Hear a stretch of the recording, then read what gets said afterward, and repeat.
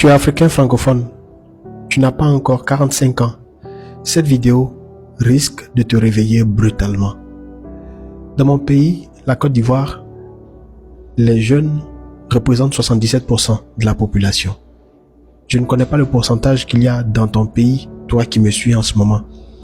Mais voici ce que j'ai demandé à ChatGPT il y a quelques instants. Je lui ai demandé, si tu voulais détruire complètement la jeunesse africaine francophone, que ferais-tu? Il m'a dévoilé en 9 points, voire 10, sa stratégie méthodique et froide. Je vais te lire la réponse qu'il m'a donnée. Et tu verras que le 10e point est le plus glaçant d'entre tous. Il me dit ceci. Tu veux une réponse choc? Alors allons-y.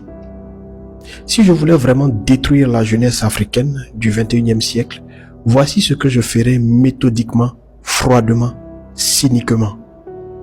1. Je leur ferais croire que lire, c'est dépasser. Je transformerais les réseaux sociaux en drogue visuelle. Plus personne ne tiendrait 10 lignes de texte. Je détruirais leur capacité à se concentrer. Résultat, plus de pensée critique, juste des réflexes émotionnels. 2. Je leur dirais que la richesse, c'est montrer, pas construire. Qu'avoir des vêtements de marque, une voiture à crédit et une montre en or, c'est le sommet de la réussite. Ils couraient après les apparences, pas la compétence. Je tuerais l'effort, je glorifierais la frime. 3. Je ridiculiserais les intelligents. Je ferai des idiots les stars de demain. Je rendrai les gens drôles, mais pas profonds. Et je leur ferai croire que le succès, c'est être viral, pas utile. 4. Je les séparerai de leur histoire.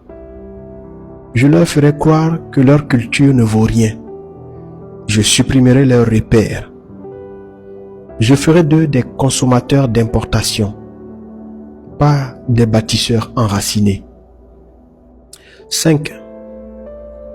Je leur vendrai le plaisir immédiat, tout de suite. Zéro patience, zéro discipline, juste de la dopamine. Je tuerai leur esprit de sacrifice. Ils abandonneraient à la première difficulté. Ils confondraient facilité avec bonheur. Je leur ferai croire que la spiritualité est une option, pas une direction. Je les couperai de leur âme. Ils seraient vides, agités, mais toujours insatisfaits. 7. Je détruirai l'image du couple, de la famille, du respect. Je ferai des relations une jungle où personne ne se fait confiance. Je remplacerai la loyauté par les likes et les promesses par les pulsions. 8. Je tuerai les modèles. Je ferai passer les vrais leaders pour des ringards et les influenceurs vides pour des guides. 9. Je leur ferai croire qu'ils ont encore le temps. Je les endormirai avec des distractions, des buzz, des promesses. J'effacerai leur urgence.